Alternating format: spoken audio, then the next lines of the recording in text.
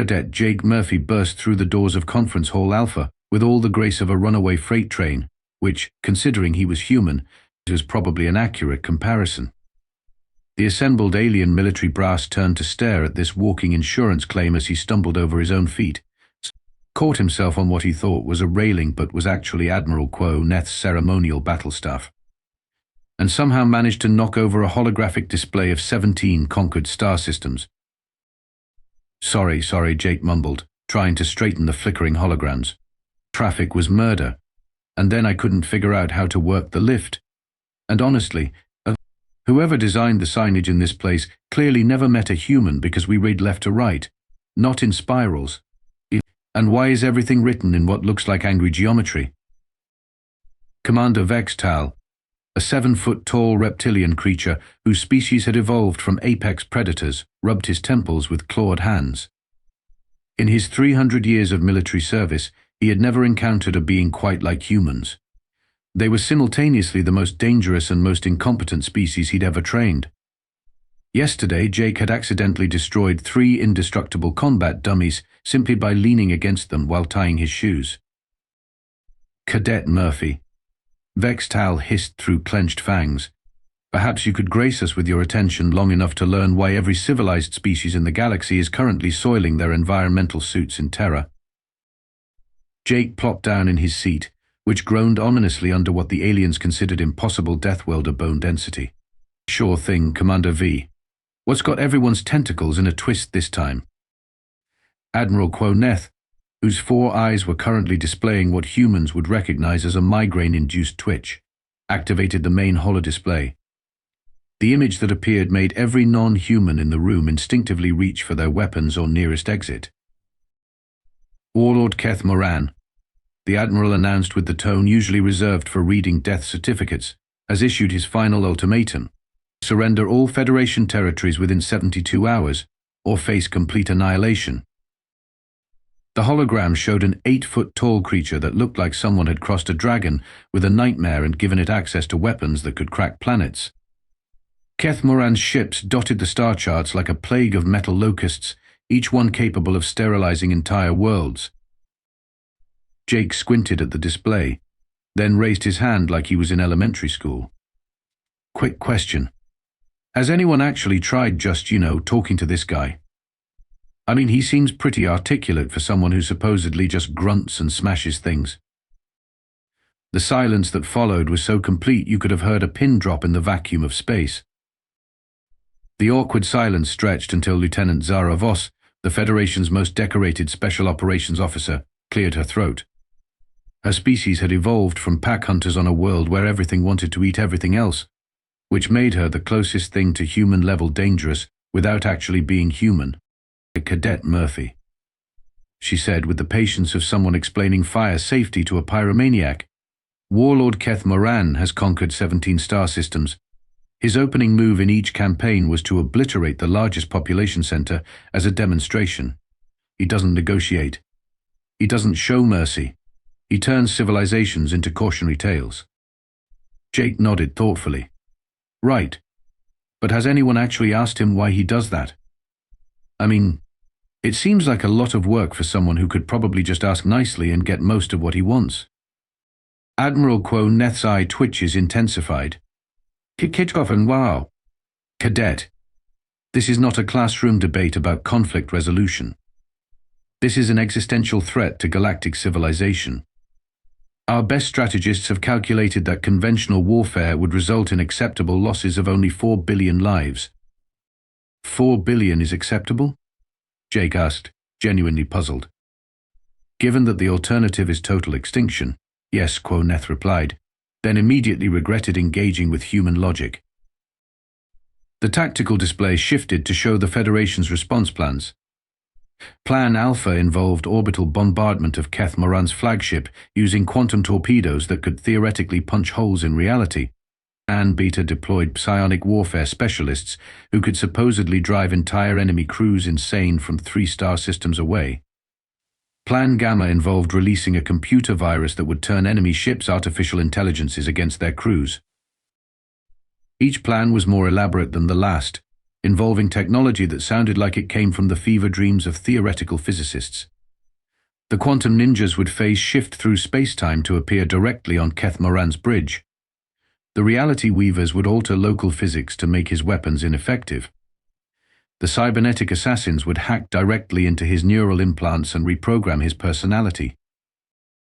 Jake listened to each increasingly ridiculous proposal with the expression of someone watching a magic show where all the tricks were obviously fake, but nobody wanted to point it out. Meanwhile, the main screen shifted to show Keth'moran's latest broadcast. The Warlord stood on his command deck, surrounded by weapons that looked like they could rearrange solar systems for fun.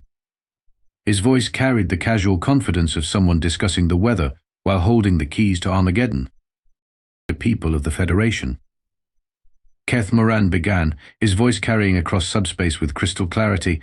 I find your continued existence mildly interesting, but ultimately inconvenient. Your leaders seem to believe that throwing increasingly exotic weapons at me will somehow change the fundamental equation. It will not. I have evolved beyond your comprehension, adapted beyond your capability to harm me, and frankly, I'm getting bored with this entire exercise. He gestured to a display showing his fleet movements. 67 hours remain. I suggest you spend them productively. Perhaps write some poetry about the good old days when you existed. The transmission ended, leaving the conference room in the kind of silence usually associated with funeral homes. Well, Jake said cheerfully, he seems nice. Over the next 18 hours, the Federation's finest warriors proved that there's a thin line between elite military unit and expensive way to provide entertainment for cosmic warlords. The quantum ninjas materialized aboard Keth'moran's flagship exactly as planned, which was unfortunate because he'd been expecting them for 3 days. Their quantum stealth technology, designed to make them undetectable across multiple dimensions, worked perfectly. It also made them completely blind to the fact that Keth'moran had filled his ship's corridors with a gas that turned quantum-shifted matter solid again. The ninjas rematerialized inside the ship's bulkheads and had to be excavated with mining equipment. The psionic commandos lasted slightly longer, managing to get within telepathic range before discovering that Keth'moran's mind was apparently organized like a combination safe crossed with a house of mirrors. Instead of reading his thoughts, they got trapped in recursive mental loops where they spent subjective years trying to figure out why he collected vintage cooking utensils from extinct civilizations. The cybernetic assassins provided the day's best entertainment by successfully hacking Keth'moran's neural implants, only to discover that he'd anticipated this and prepared a counter-virus. Instead of taking control of his brain, they found their own systems infected with something that made them perform elaborate interpretive dance routines while reciting epic poetry about the joy of conquest. By hour 43, Admiral Neth was stress-molting, which was apparently a thing his species did when facing impossible situations. Commander Vextal had started making lists of planets suitable for emergency evacuation, while Lieutenant Voss was calculating how fast their fastest ships could reach the galactic rim. We're out of options, Neth announced to the assembled command staff, his voice carrying the weight of impending doom. Every conventional strategy, every unconventional strategy, every strategy that violates 3 laws of physics and basic common sense has failed spectacularly.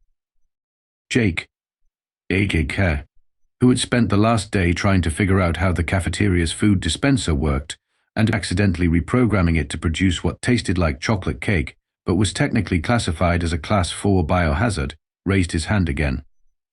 I volunteer, he said simply. The room turned to stare at him with the kind of expression usually reserved for watching traffic accidents happen in slow motion. Volunteer for what exactly? Vextal asked, though his tone suggested he already knew he wasn't going to like the answer. "Going to go talk to him," Jake replied with the casual confidence of someone suggesting they grab lunch. I mean, what's the worst that could happen? Admiral Neth's 4 eyes managed to twitch in perfect synchronization. Cadet Murphy, the worst that could happen is that you die horribly, which, while tragic, would at least be quick. The second worst thing that could happen is that you somehow make him angry enough to accelerate his timeline and end galactic civilization 24 hours early. Jake considered this. But what if I don't? And that, unfortunately, was the closest thing to a plan anyone had left. Jake's approach to infiltrating the most heavily defended fortress in known space was roughly equivalent to a tourist asking for directions to the nearest bathroom. He piloted the Federation's smallest, least threatening shuttle, broadcasting on all frequencies with the kind of cheerful obliviousness that made traffic controllers across 3-star systems question their career choices. "Hi there, Warlord Keth'moran's ship. This is Jake Murphy from the Federation. I was wondering if I could come aboard for a quick chat. I brought snacks." The response from Keth'moran's command deck was exactly what you'd expect from a cosmic-level threat faced with someone who apparently thought mass destruction was a minor social inconvenience. "What?" came the Warlord's voice over the comm, flat with disbelief. "Did you just say?" "I said I brought snacks," Jake replied helpfully. "Trail mix, specifically. It's got those little chocolate pieces that aren't technically chocolate but taste pretty close. I want some." Keth'moran's defensive systems, designed to detect and obliterate any threat within a 3-light-minute radius, found themselves facing a philosophical crisis. Jake's biosignatures indicated he was completely relaxed, showing no signs of aggression, deception, or even basic survival instincts. The automated targeting systems kept acquiring lock, then releasing it because their threat assessment algorithms couldn't process someone this aggressively non-threatening. "Are you," Keth'moran asked slowly, "attempting some form of psychological warfare?" "Nope," Jake said, carefully maneuvering around what he assumed was a really impressive piece of space art, but was actually a weapon designed to unravel molecular bonds. "Just thought we should probably meet face to face before, the whole galactic annihilation thing. Seems polite." The fortress ship's corridors were lined with enough firepower to sterilize small moons, decorated with trophies from conquered worlds, and filled with automated systems that could detect hostile intent from parallel dimensions. Jake wandered through them like he was touring a museum, occasionally stopping to admire the craftsmanship. "Wow," he said, running his hand along what appeared to be a decorative panel, but was actually a reality distortion field generator. "This is some impressive engineering. Did you design this yourself? Or did you have help? Because the way you've integrated the power distribution systems with the structural supports is just beautiful. Very elegant solution to the heat dissipation problem." Keth'moran, monitoring Jake's progress from his throne room, found himself genuinely confused for the first time in several centuries. His sensors showed a human approaching his inner sanctum, but everything about the creature's behavior suggested he was on a casual stroll through an art gallery. "Security," Keth'moran commanded. "Explain to me why this human is not currently a pile of smoking atoms." "Sir," came the hesitant reply from his chief of security, "the automated systems can't get a target lock. His biorhythms indicate he's actually enjoying himself. The threat assessment subroutines keep classifying him as a tourist." Jake, meanwhile, had stopped in front of a massive blast door covered in warning symbols from 47 different galactic languages, all of which boiled down to danger, with apocalypse ahead. He studied the door with the expression of someone trying to figure out how to work an unfamiliar elevator. "Hey, Keth'moran," he called out, apparently having figured out the comm system. "Is this the way to your office? Because I think I might be lost. And also, whoever did the warning signs has a real flair for dramatic typography. Very intimidating font choices." The throne room doors, each weighing roughly as much as a small moon and designed to withstand direct hits from supernovas, slid open with the kind of dramatic flair that suggested their opening was usually preceded by screaming and followed by incineration. Jake walked through them with the casual curiosity of someone entering a friend's garage to check out their latest project. Warlord Keth'moran sat on a throne carved from a single piece of crystallized spacetime, surrounded by weapons that existed in more dimensions than most species could perceive.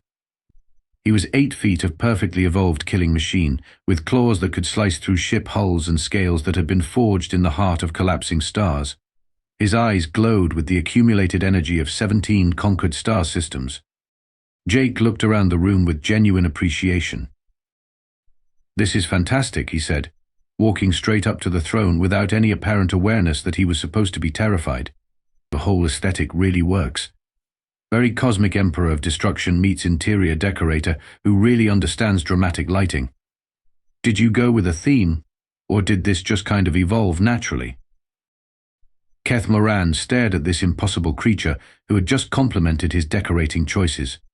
In 300 years of conquest, no one had ever commented on his interior design philosophy. "You are not afraid," he observed, his voice carrying the kind of certainty usually reserved for fundamental laws of physics. Jake paused in his examination of what appeared to be a sculpture, but was actually a device for turning entire planets inside out. "Should I be? I mean, you seem pretty reasonable so far. Great communication skills. Clear about your expectations. And you've obviously put a lot of thought into your whole operation here." "I have annihilated civilizations older than your species," Keth'moran said, testing to see if this fact would register in the human's apparent threat detection system. "That must have been a lot of work," Jake replied sympathetically. "How do you keep track of it all? Do you have like a spreadsheet, or is it more of a mental note situation?" For the first time in centuries, Keth'moran found himself answering a question instead of issuing a death sentence. "I maintain detailed records of each campaign. The strategic challenges, the cultural variations in resistance patterns, the effectiveness of different intimidation techniques." Jake nodded with the interest of someone discussing a hobby. "Intimidation techniques? That's fascinating. I bet you've learned a lot about psychology along the way. What works best? The dramatic speeches, the planet-killing demonstrations, or is it more about the timing?" "The key," Keth'moran heard himself saying, "is understanding that most species respond to overwhelming displays of power with predictable behavioral patterns. Fear leads to either immediate surrender or desperate, ultimately futile resistance. Both outcomes serve my purposes." Jake said thoughtfully. "But doesn't that get repetitive after a while? I mean, if everyone responds the same way, where's the challenge?" The question hit Keth'moran like a quantum torpedo to the philosophical center of his existence. When had he last felt challenged? When had conquest become less about the thrill of victory and more about the mechanical application of overwhelming force? "The challenge," he said slowly, "is in the efficiency of the process." Jake tilted his head like a curious puppy. "But efficiency toward what end? I mean, once you've conquered everything, then what? Do you just sit around managing conquered territories? That sounds like the worst job in the universe. All the paperwork, none of the fun." And that was when Warlord Keth'moran, conqueror of 17 star systems, master of weapons that could rewrite reality, experienced something he hadn't felt in 3 centuries, got genuine confusion about his own motivations.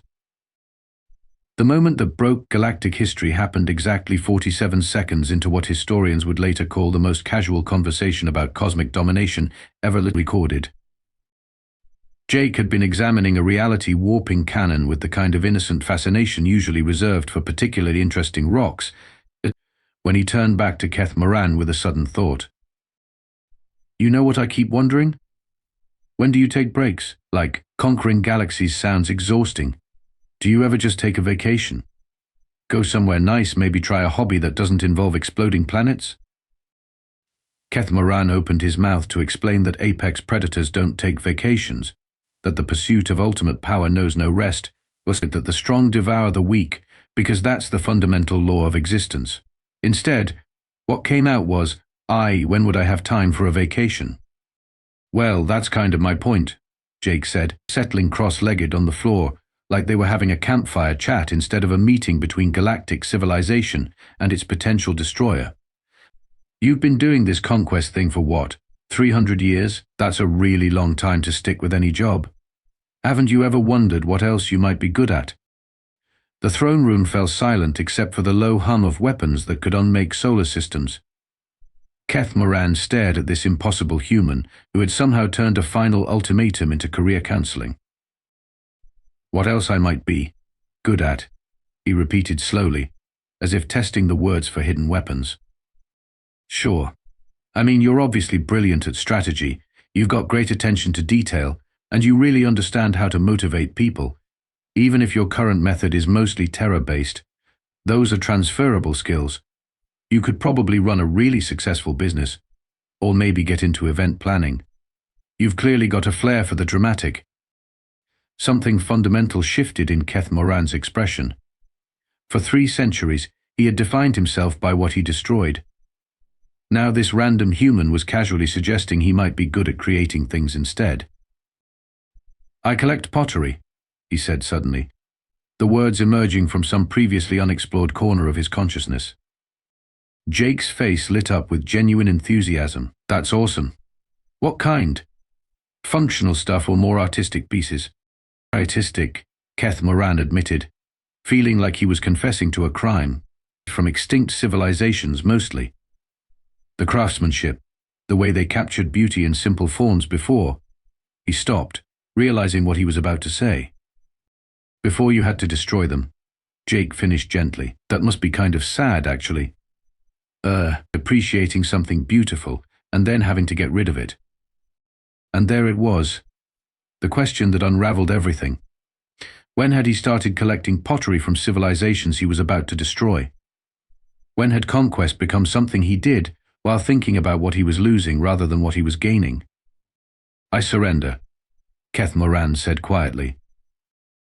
The words hung in the air like they were waiting for someone to take them back. "Sorry, what now?" Jake asked, clearly having missed the historical significance of the moment. "I surrender," Keth'moran repeated, louder this time, unconditionally. "Immediately. I withdraw all ultimatums, recall all fleets, and formally request political asylum with the Federation pending a career change." Jake beamed at him with the pride of someone who'd just helped a friend work through a tough problem. "That's great. So what are you thinking for your next move? More pottery? Maybe try your hand at actual creation instead of destruction?" Across the galaxy, Admiral Quo Neth received the news that the greatest threat to galactic civilization had just surrendered to a cadet who'd gotten lost trying to find the bathroom. His stress molting immediately reversed itself, which, according to his species' medical literature, wasn't supposed to be physically possible. Commander Vextal stared at his communication console for a full minute before announcing to his staff, "I'm retiring." If humans can accidentally solve galactic crises by being genuinely curious about people's hobbies, then clearly we've been overthinking this whole military thing. And Jake Murphy, who had started the day trying to figure out how to work a food dispenser and ended it by talking the galaxy's most dangerous warlord into early retirement, just nodded happily and asked if Keth'moran wanted to see his trail mix. Sometimes the most complex problems have the simplest solutions. Sometimes the greatest threats just need someone to ask them why they're threatening people in the first place. And sometimes the most effective weapon against existential doom is a human who's too curious for his own good and genuinely interested in other people's hobbies. The galaxy was safe. Pottery sales experienced an unexpected boom, and Jake finally figured out how the cafeteria's food dispenser worked. Though he still couldn't read the signage,